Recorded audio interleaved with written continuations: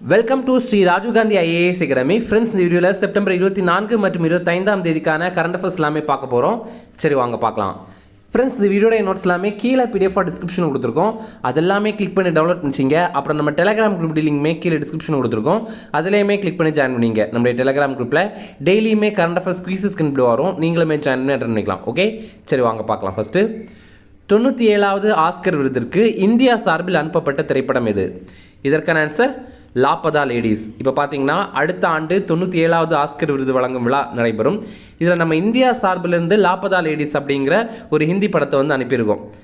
ஓகேவா? இதில் பார்த்தீங்கன்னா ஒரு இறுதி பட்டியல் ரெடி பண்ணாங்க. அதில் வந்து மகாராஜா, வாழை, அதுக்கப்புறம் ஹிந்தியில் இருக்கிற அனிமல் படம், அதுக்கப்புறம் ஆட்டம், இந்த மாதிரி நிறைய படம் வந்து இடம்பெற்றிருந்தது. அதிலிருந்து இந்த லாபதா லேடிஸ் அப்படிங்கிற ஒரே ஒரு படத்தை மட்டும் தேர்வு பண்ணி அவங்க வந்து அனுப்பியிருக்காங்க. சரிங்களா?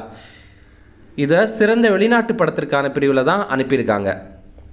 இந்த படத்துடைய இயக்குனர் கிரண் ராவ் அப்படிங்கிறவர், தயாரிப்பாளர் வந்து அமீர் கான், ராவ் மற்றும் ஜியோ நிறுவனம். ஓகேவா?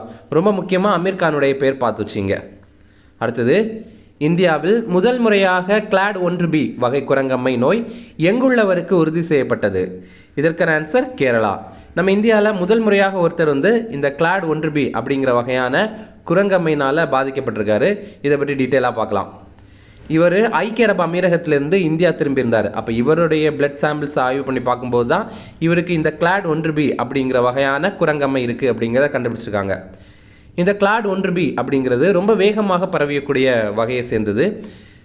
அதே மாதிரி கிளாட் 1 மற்றும் 2 இந்த வகைகளை விட இந்த கிளாட் 1B அப்படிங்கிறது ரொம்ப ஆபத்தானது அப்படின்னு சொல்கிறாங்க. இப்போ ரீசெண்டாக பார்த்திங்க அப்படின்னா கிளாட் 2 வகை தொற்று ஹரியானாவை சேர்ந்த ஒருத்தருக்கு வந்து கண்டுபிடிச்சிருந்தாங்க. அதே மாதிரி அதற்கு முன்னாடி கிளாட் 1 வகை குரங்கம்மையை உலக சுகாதார அமைப்பு அவசர நிலையாக அறிவிச்சிருந்தாங்க. ஓகேவா? அடுத்தது, இலங்கையின் புதிய பிரதமராக தேர்வு செய்யப்பட்டது யார்? இதற்கான ஆன்சர் ஹரிணி அமரசூரியா. இப்போ இலங்கையுடைய புதிய பிரதமராக ஹரிணி அமரசூரியா அப்படிங்கிறவங்கள தேர்வு பண்ணியிருக்காங்க. இவங்க தேசிய மக்கள் சக்தி அப்படிங்கிற கட்சியை சேர்ந்தவங்க. ரீசெண்டாக இலங்கையில் அதிபர் தேர்தல் நடைபெற்றது. அதில் வெற்றி பெற்றவர் அனுரகுமார திசநாயகா அப்படிங்கிறவர். இப்போ அவர் அதிபர் ஆகிட்டார். அப்போ இந்த அதிபர் அனுரகுமார திசநாயகா தான் இந்த ஹரிணி அமரசூரியா அவங்களுக்கு பதவி பிரமாணம் செய்து வைத்திருக்காரு. ஹரிணி அமரசூரியா இவங்க இலங்கையுடைய 3வது பெண் பிரதமர்.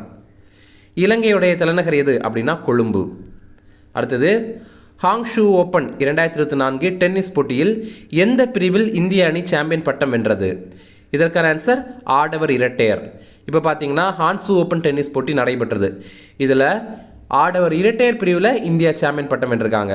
இந்தியாவுடைய ஜீவன் நெடுஞ்செழியன் மற்றும் விஜய் சுந்தர் பிரசாத் இவங்களுடைய கூட்டணி தான் சாம்பியன் பட்டம் வென்றிருக்காங்க. இந்த போட்டி சீனாவுடைய ஹான்சூ நகரில் தான் நடைபெற்றது. அடுத்தது, 45வது செஸ் ஒலிம்பியாட் போட்டியில் நோனா கப்ரிண்டஷ்வலி கோப்பை பெற்ற நாடு எது? இதற்கான ஆன்சர் இந்தியா. இப்போது 45வது செஸ் ஒலிம்பியாட் போட்டி நடைபெற்றது. இதில் இந்தியா தான் ஆண்கள் அணியிலையும் பெண்கள் அணியிலையும் வெற்றி பெற்றிருந்தோம். இப்போ வெற்றி பெற்றவங்களுக்கு கொடுக்குற ஒரு பதக்கம் தான் இந்த பதக்கம். யார் இந்த நோனா கப்ரிண்டஷ்விலி அப்படின்னா இவங்க வந்து உலகத்துடைய முதல் பெண் செஸ் கிராண்ட் மாஸ்டர். அதனால் இந்த போட்டியில் வெற்றி பெறுறவங்களுக்கு இவங்க பேரில் வந்து பதக்கம் கொடுக்குறாங்க, கோப்பை கொடுக்குறாங்க. சரிங்களா? ஓகே, இப்போது 45வது செஸ் ஒலிம்பியாட் போட்டி இது ஹங்கேரியுடைய தலைநகரான புடாபெஸ்டில் வந்து நடைபெற்றது. செஸ் ஒலிம்பியாட் போட்டியில் இந்தியா வந்து தங்கம் வெல்றதே இதுதான் முதல் முறை. இது வரைக்கும் ஆண்கள் அணியும் தங்கம் ஜெயிச்சது கிடையாது, அதே மாதிரி பெண்கள் அணியும் தங்கம் ஜெயிச்சது கிடையாது. ஆண்கள் அணியே ஓப்பன் அணி அப்படின்னு கூட சொல்லுவாங்க. ஓகேவா? இப்போது இந்த போட்டியில் பார்த்தீங்கன்னா ஒரே போட்டியில் ஆடவர் அணியும் தங்கம் ஜெயிச்சிருக்காங்க, அதே மாதிரி மகளிர் அணியுமே தங்கம் ஜெயிச்சிருக்காங்க. போட்டி வரலாற்றிலேயே இந்த மாதிரி ஒரு சிறப்பை பெற்றது இந்தியா வந்து 3வது நாடாக மாறியிருக்கு. அதாவது ஆண்களும் பெண்களும் தங்கம் ஜெயிச்சது. இதுக்கு முன்னாடி சீனா மற்றும் முந்தைய சோவியத் யூனியன் வந்து தான் இந்த மாதிரி ஆண்களும் பெண்களும் வந்து தங்கம் ஜெயிச்சிருக்காங்க. இதை தவிர இந்த 45வது செஸ் ஒலிம்பியாட்டில் தனிநபர் தங்கம் ஆடவர் பிரிவில் டி குகேஷ் ஜெயிச்சிருக்காரு. அதே மாதிரி அர்ஜுன் எரிகேசி இவர் வந்து இந்தியாவை சேர்ந்தவர். இவங்க 2 பேருமே இந்தியாவை சேர்ந்தவங்க தான். இவங்க 2 பேருமே வென்றிருந்தாங்க. இதை தவிர தனிநபர் தங்கம் வந்து மகளிர் பிரிவில் இந்தியாவை சேர்ந்த திவ்யா தேஷ்முக் மற்றும் வந்திகா அகர்வால் இவங்கெல்லாம் ஜெயிச்சிருந்தாங்க. ஓகேவா? அடுத்தது, லேவர் கோப்பை எந்த விளையாட்டுடன் தொடர்புடையது? இதற்கான ஆன்சர் டென்னிஸ். இப்போது டென்னிஸில் ரொம்ப முக்கியமான ஒரு போட்டி தான் இந்த லேபர் கோப்பை அப்படிங்கிறது. லேபர் கிடையாது, லேவர் கோப்பை. ஓகே, இதில் பார்த்தீங்கன்னா மொத்தமாக 2 அணிகள் மட்டும்தான் விளையாடுவாங்க. ஒன்று ஐரோப்பிய அணி. ஐரோப்பிய அணி அப்படின்னா ஐரோப்பியன் கூட்டமைப்பில் இருக்கிற நாடுகள்லாம் சேர்ந்து ஒரு அணியாக விளையாடுவாங்க. இன்னொன்று பார்த்தீங்கன்னா மற்ற உலக நாடுகள் எல்லாம் இணைந்து உலக அணி அப்படின்ற மாதிரி விளையாடுவாங்க. ஓகேவா, இந்த போட்டியில் வெற்றி பெற்றது யார் அப்படின்னா ஐரோப்பிய அணி தான் வெற்றி பெற்றிருக்காங்க. இந்த போட்டி எங்கே நடைபெற்றது அப்படின்னா ஜெர்மனியுடைய தலைநகரான பெர்லினில் தான் நடைபெற்றது. லேவர் கோப்பை டென்னிஸ் வந்து 2017 ஆண்டிலிருந்து நடைபெறுது.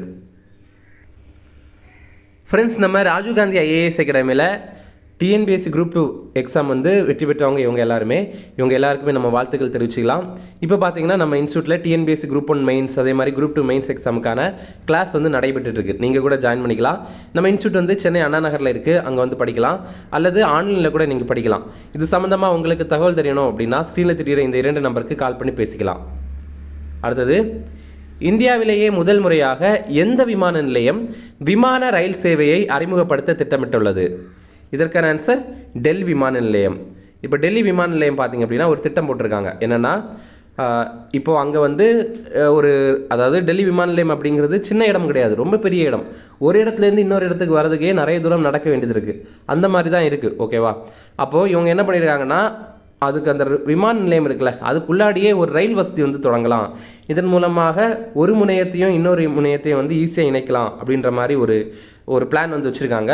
அதுதான் இது. ஓகேவா, இப்போ டெல்லி விமான நிலையம் இது இந்தியாவுடைய மிக பரபரப்பான விமான நிலையம். அதாவது நிறைய பேர் வருவாங்க, நிறைய பேர் போவாங்க, அந்த மாதிரி இருக்கும். இங்கே இப்போது விமான ரயில் சேவை வந்து தொடங்கிறதுக்காக திட்டமிட்டிருக்காங்க.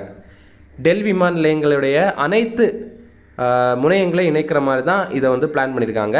2027 ஆண்டு இறுதிக்குள்ளாடி டெல்லி விமான நிலையம் வந்து இந்த விமான ரயில் சேவை கொண்டதாக மாறும் அப்படின்னு எதிர்பார்க்கப்படுது. ஒன்று ரயில் சேவை கொடுப்பாங்க, அல்லது தானியங்கி நகரும் சேவை கொண்டு வரப்படும் அப்படின்னு சொல்லியிருக்காங்க. அடுத்தது, இது ரொம்ப முக்கியமான கொஸ்டின்.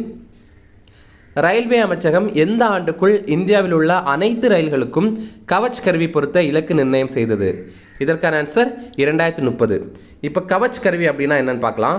இப்போ ரயிலில் வந்து கவச் அப்படிங்கிற கருவி பொருத்திட்டாங்க அப்படின்னு வச்சுங்களேன்.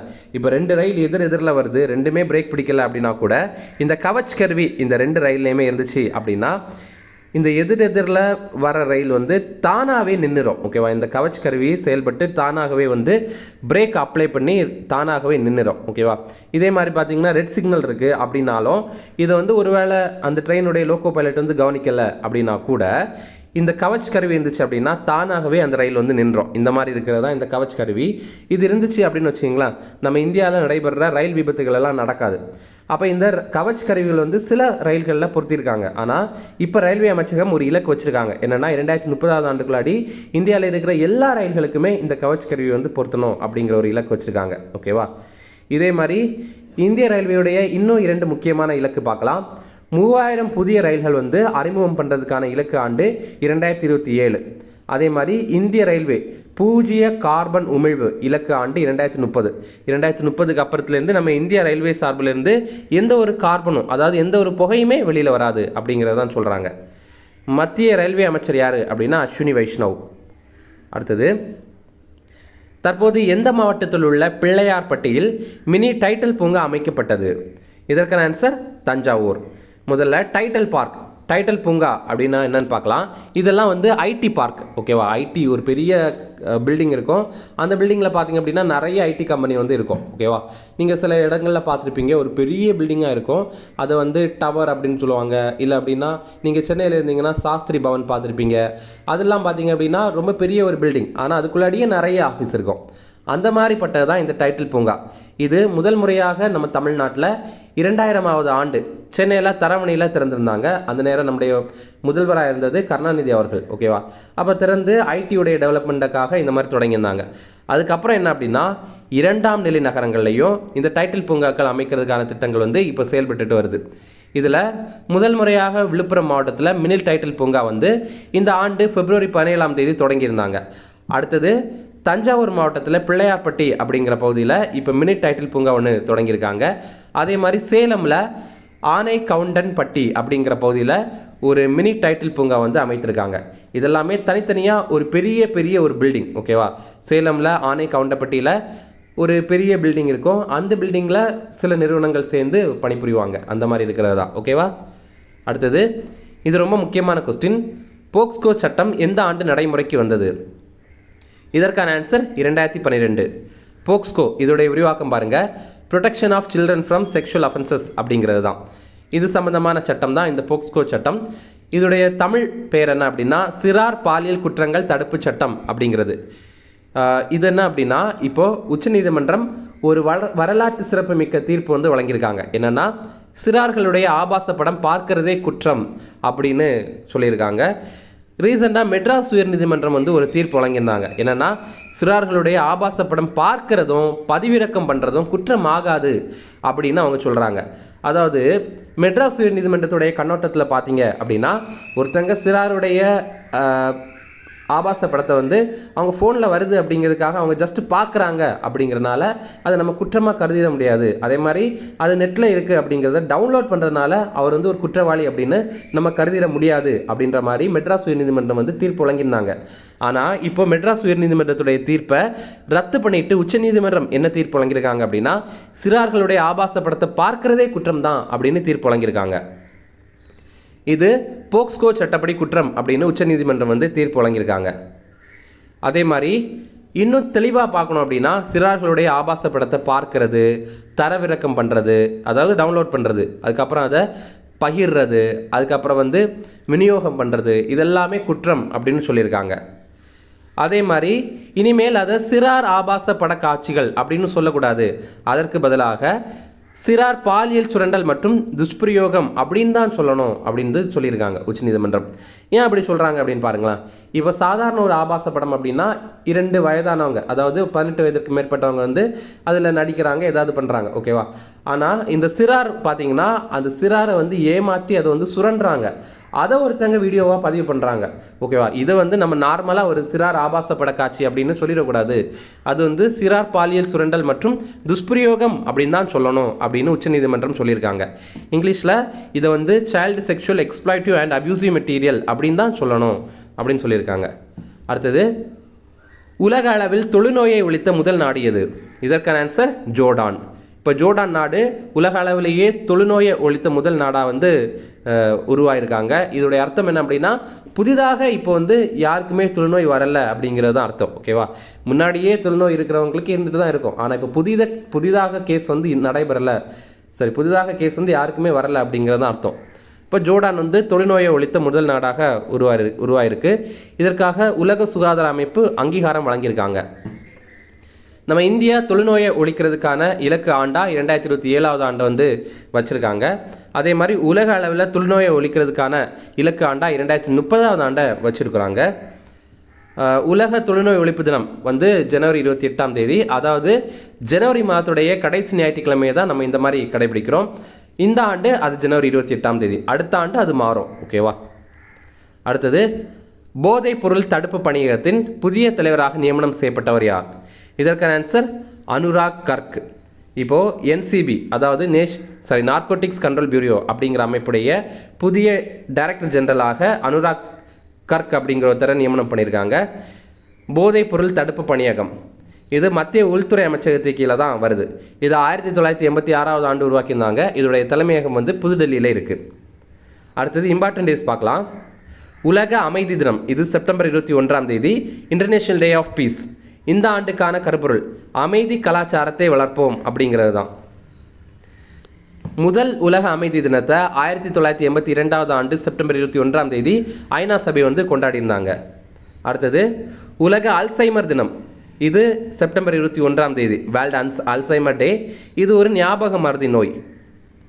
இந்த ஆண்டுக்கான தீம் என்ன அப்படின்னா, time to act on dementia, time to act on Alzheimer's அப்படிங்கிறது. டிமென்ஷியா அப்படிங்கிறதும் ஒரு வகையான ஞாபக மறதி நோய் தான். அவங்களுக்கு ஞாபக மறதி மட்டும் இருக்காது, ஒரு சின்ன விஷயத்தை கூட சால்வ் பண்ணுறதுக்கு தெரியாது, அதுக்கப்புறம் சின்ன சின்ன விஷயங்கள் கூட அவங்க மறந்துடுவாங்க. இந்த மாதிரி இருக்கிறது தான் டிமென்ஷியா. அப்போது இந்த டிமென்ஷியாவில் நம்ம செயல்படணும், அதே நேரம் அல்சைமரில் நம்ம செயல்படணும், இதற்கான நேரம் தான் இது அப்படிங்கிற மாதிரி ஒரு கருப்பொருளை கொடுத்துருக்காங்க. அடுத்தது, உலக ரோஜா தினம், இது செப்டம்பர் 22 வேர்ல்டு ரோஸ் டே. ஆக்சுவலி இதை உலக ரோஸ் தினம் அப்படின்னு தான் சொல்லணும். இது வந்து புற்றுநோயாளிகளுக்கு நம்பிக்கையூட்டுற தினம் தான் இந்த ஒரு தினம். என்னாச்சு அப்படின்னா கனடாவில் மெலிண்டா ரோஸ் அப்படிங்கிற ஒருத்தங்க இருந்தாங்க, ஒரு பெண்மணி இருந்தாங்க. வெறும் 12 வயதான பெண்மணி. அவங்களுக்கு வந்து கேன்சர் வந்துட்டு. அப்போது அவங்களுக்காக நிறைய பேர் சப்போர்ட் பண்ணாங்க. அதுக்கப்புறம் அவங்க வந்து இறந்துட்டாங்க. அதுக்கப்புறம் பார்த்தீங்க அப்படின்னா அவங்களுடைய நினைவாக ஒவ்வொரு ஆண்டும் இந்த உலக ரோஸ் தினம் வந்து கடைபிடித்துட்டு இருக்காங்க. அடுத்தது உலக காண்டாமிருக தினம். இது செப்டம்பர் 22ஆம் தேதி. வேர்ல்டு ரைனோஸ் டே, வேர்ல்டு ரைனோசரஸ் டே அப்படின்னு கூட சொல்லுவாங்க. உலகத்தில் 5 வகையான காண்டாமிருகங்கள் இருக்குது. இந்த பிக்சரை நீங்கள் பார்த்தீங்கன்னா தெரியும். முதல்ல பிளாக் ரைனோசரஸ், கருப்பு காண்டாமிருகங்கள் இருக்குது. அதுக்கப்புறம் வந்து ஒயிட் ரைனோசரஸ், வெள்ளை காண்டாமிருகங்கள் இருக்குது. அடுத்து பார்த்தீங்கன்னா இந்தியன் ஒன் ஹார்ன் ரைனோசரஸ், அதாவது இந்தியாவுடைய ஒற்றை கொம்பு காண்டாமிருகங்கள். இதெல்லாம் அசாமுடைய காசிரங்கா பூங்காவில் ரொம்ப அதிகமாக இருக்கும். அடுத்து பார்த்தீங்கன்னா ஜாவன் ரைனோசரஸ், ஓகேவா, ஜாவன் அந்த பகுதியை சேர்ந்த ரைனோசரஸ் இருக்கும். அதுக்கப்புறம் சுமத்ரேயன் ரைனோசரஸ். இதெல்லாமே உலகத்துடைய 5 வகையான ரைனோசரஸ். இப்போ இந்த 5ஐயுமே நம்ம பாதுகாக்கணும் அப்படின்ற மாதிரி சொல்கிறாங்க. அடுத்தது உலக நதிகள் தினம். இது செப்டம்பர் 22ஆம் தேதி. World rivers day. இது செப்டம்பர் மாதத்துடைய 4வது ஞாயிற்றுக்கிழமை தான் இந்த மாதிரி கடைபிடிக்கிறாங்க. இந்த ஆண்டுக்கான கருப்பொருள் வாழ்க்கையின் நீர்வழிகள் அப்படிங்கிறது, வாட்டர்வேஸ் ஆஃப் லைஃப் அப்படிங்கிறது. அடுத்தது உலக மருந்தாளுநர் தினம். இது செப்டம்பர் 25ஆம் தேதி. வேர்ல்டு ஃபார்மசிஸ்ட் டே. இந்த ஆண்டுக்கான கருப்பொருள் மருந்தாளுநர்கள் உலகளாவிய சுகாதார தேவைகளை பூர்த்தி செய்கின்றனர் அப்படிங்கிறது தான். ஓகே. அடுத்தது சில ஷார்ட் நியூஸ் ரிஃபரன்ஸ், அதையுமே பார்க்கலாம். கலைஞர் நினைவு கலைத்துறை வித்தகர் விருது இந்த முறை 2 பேருக்கு அறிவிச்சிருக்காங்க. ஒருத்தர் கவிஞர் மு மேத்தா அவர்களுக்கும், இன்னொன்று பாடகி பி சுஷிலா அவங்களுக்கு வந்து தமிழக அரசு வந்து வழங்கியிருக்காங்க, அறிவிச்சிருக்காங்க. இனிமேல் தான் வழங்க போகிறாங்க. அடுத்தது அமெரிக்காவுடைய ஸ்டான்ஃபோர்ட் பல்கலைக்கழகம் ஒரு தரவரிசை வெளியிட்டிருக்காங்க. அது என்ன அப்படின்னா உலகத்திலேயே டாப் 2% ரொம்ப சிறந்த அறிவாளியான பேராசிரியர்கள் யாரெல்லாம் அப்படின்ற மாதிரி உலக அளவுலேயே ஒரு முக்கியமான 2% இருக்கிற பேராசிரியர்களை வந்து தேர்வு பண்ணியிருக்காங்க. அதில் பார்த்தீங்கன்னா நம்ம திருச்சியை சேர்ந்த பாரதிதாசன் பல்கலைக்கழகத்தை சேர்ந்த 5 பேராசிரியர்கள் வந்து இடம்பெற்றிருக்காங்க. அதே மாதிரி இதே பாரதிதாசன் பல்கலைக்கழகத்துக்கு கீழே இருக்கிற இணைவு பெற்ற கல்லூரிகளை சேர்ந்த 3 பேர் இடம்பெற்றிருக்காங்க. இது ரொம்பவே சிறப்பான விஷயம்தான். ஓகே. அடுத்தது நேற்றுக்கு பார்த்தீங்கன்னா 5 கரண்ட் அஃபேர்ஸ் கொஸ்டின் வந்து கேட்டிருந்தோம். அதுக்கான ஆன்சர் பார்க்கலாம். 2023 இந்தியாவில் பெண்களுக்கு எதிரான குற்றங்கள் அதிகமாக வந்து உத்தரப்பிரதேசத்தில் தான் நடைபெற்றது. அடுத்தது காசி தமிழ் சங்கமம். இது வந்து உத்தரப்பிரதேசத்தில் தான் நடைபெற்றது. உத்தரப்பிரதேசத்தில் இருக்கிற வாரணாசியை தான் அவங்க காசி அப்படின்னு அழைக்கிறாங்க. அப்புறம் பங்களார் மதி பங்களார் ஜல் அப்படிங்கிறது மேற்கு வங்காளத்துடைய மாநில பாடல். அடுத்தது சிவப்பு எறும்பு சட்னி. இது வந்து ஒடிசாவை சேர்ந்தது. இதற்கு தான் இப்போ புவிசார் குறியீடு கிடைத்திருந்தது. அடுத்தது ஆஸ்திரேலியன் ஓப்பன் 2024 ஆடவர் ஒற்றையர் சாம்பியன் பட்டம் வென்றது ஜானிக் சின்னர். இவர் வந்து இத்தாலியை சேர்ந்தவர். ஓகேவா. இது வந்து நிறைய பேர் கரெக்டாக ஆன்சர் பண்ணியிருந்தீங்க. எல்லாருக்குமே வாழ்த்துக்கள். ரொம்பவே சிறப்பாக நீங்கள் படிச்சிருக்கிறீங்க. அப்போ படித்தது கூட உங்களுக்கு இப்போ வரைக்கும் சூப்பராக ஞாபகத்தில் இருக்குது. ரொம்பவே கிரேட்டான விஷயம் இது. யாரெல்லாம் கரெக்டாக ஆன்சர் பண்ணியிருந்தாங்க அப்படின்னா சுரேகா, கனிமொழி, தேவி, சன்மதி, விஜயராகவன், நித்யா, சூரிய பிரகாஷ், விக்னேஷ், ஸ்ரீனிசா, கௌதம் இவங்க எல்லாருமே ஆன்சர் பண்ணியிருந்தாங்க. இப்போ நீங்கள் ஆன்சர் பண்ணும்போது உங்களுடைய பேரை கண்டிப்பாக மென்ஷன் பண்ணுங்கள். ஏன்னா வந்து யூடியூப்பில் வந்து வேற ஒரு பேர் தான் காட்டுது. ஓகேவா. ஆனால் வந்து உங்களுடைய பேரை வந்து கரெக்டாக கீழே ஆன்சர் பண்ணதுக்கப்புறம் மென்ஷன் பண்ணுங்கள். அப்போ தான் உங்களுடைய பேரையுமே இந்த மாதிரி குறிப்பிட முடியும். ஓகே. இப்போது இன்னைக்கான 5 கரண்ட் அஃபேர்ஸ் கொஸ்டின். மகா கவிதை என்ற நூலை எழுதியவர் யார்? இது உங்களுக்கு தெரியும்னா கமெண்ட்ஸில் சொல்லுங்கள். அப்புறம் அஸ்த்ரா என்பது என்ன வகையான ஆயுதம்? இது ஒரு ஏவுகணையா, இல்லை துப்பாக்கியா, இல்லை பீரங்கியா அப்படிங்கிறத சொல்லுங்கள். அடுத்தது தேசிய இளைஞர் தினம் என்னைக்கு அப்படிங்கிறதையும் சொல்லுங்கள். அதே மாதிரி உலக இளைஞர் தினம் என்னைக்கு அப்படிங்கிறதையும் சொல்லுங்கள். அடுத்தது நம்ம தைரிய தினத்தை வந்து கொண்டாடுறோம். இது யாருடைய பிறந்த நாள் அப்படிங்கிறத சொல்லுங்கள். நம்ம இந்தியா சார்பில் தைரிய தினத்தை நம்ம இப்போ கொண்டாடுறோம். அது யாருடைய பிறந்த நாள் அப்படிங்கிறத சொல்லுங்கள். அடுத்தது இனி ரிவிஷன் பார்க்கலாம். 97வது ஆஸ்கர் விருதிற்கு இந்தியா சார்பில் அனுப்பப்பட்ட திரைப்படம் எது? இதற்கான ஆன்சர் லாபதா லேடிஸ். அடுத்தது இந்தியாவில் முதல் முறையாக கிளாட் 1B வகை குரங்கம்மை நோய் எங்குள்ளவருக்கு உறுதி செய்யப்பட்டது? இதற்கான ஆன்சர் கேரளா. அடுத்தது இலங்கையின் புதிய பிரதமராக தேர்வு செய்யப்பட்டது யார்? இதற்கான ஆன்சர் ஹரிணி அமரசூரியா. அடுத்தது ஹாங்ஸு ஓப்பன் 2024 டென்னிஸ் போட்டியில் எந்த பிரிவில் இந்திய அணி சாம்பியன் பட்டம் வென்றது? இதற்கான ஆன்சர் ஆடவர் இரட்டையர். அடுத்தது 45வது செஸ் ஒலிம்பியாட் போட்டியில் நோனா கப்ரிண்டஷ்விலி கோப்பை பெற்ற நாடு எது? இதற்கான ஆன்சர் இந்தியா. அடுத்தது லேவர் கோப்பை எந்த விளையாட்டுடன் தொடர்புடையது? இதற்கான ஆன்சர் டென்னிஸ். அடுத்தது இந்தியாவிலேயே முதல் முறையாக எந்த விமான நிலையம் விமான ரயில் சேவையை அறிமுகப்படுத்த திட்டமிட்டுள்ளது? இதற்கான ஆன்சர் டெல்லி விமான நிலையம். அடுத்தது, ரயில்வே அமைச்சகம் எந்த ஆண்டுக்குள் இந்தியாவில் உள்ள அனைத்து ரயில்களுக்கும் கவச் கருவி பொருத்த இலக்கு நிர்ணயம் செய்துள்ளது? இதற்கான ஆன்சர் 2030. அடுத்தது, தற்போது எந்த மாவட்டத்தில் உள்ள பிள்ளையார்பட்டியில் மினி டைட்டில் பூங்கா அமைக்கப்பட்டது? இதற்கான ஆன்சர் தஞ்சாவூர். அடுத்தது, போக்ஸ்கோ சட்டம் எந்த ஆண்டு நடைமுறைக்கு வந்தது? இதற்கான ஆன்சர் 2012. அடுத்தது, உலக அளவில் தொழுநோயை ஒழித்த முதல் நாடு எது? இதற்கான ஆன்சர் ஜோர்டான். அடுத்தது, போதைப் பொருள் தடுப்பு பணியகத்தின் புதிய தலைவராக நியமனம் செய்யப்பட்டவர் யார்? இதற்கான ஆன்சர் அனுராக் கர்க். அவ்வளோதான் ஃப்ரெண்ட்ஸ். இந்த வீடியோ பிடிச்சிருந்தா கண்டிப்பாக லைக் பண்ணுங்கள். நம்மளுடைய சேனலுக்கு சப்ஸ்கிரைப் பண்ணி வச்சுங்க. உங்களுடைய நண்பர்களுக்குமே ஷேர் பண்ணுங்கள். கண்டிப்பாக இது அவங்களுக்கும் பயனுள்ளதாக இருக்கும். Okay, thank you. Chennai Shri Rajiv Gandhi IAS அகாடமியில் UPSC, TNPSC Group 1, Group 2 மற்றும் TNPSC civil judge, APP exam உட்பட police sub inspector, field surveyor, land draughtsman ஆகிய பணிகளுக்கான சிறப்பு கோச்சிங்ல ஜாயின் பண்ணுங்க. 100% பாஸ் பண்ணுங்க, அரசு அதிகாரி ஆயிடுங்க.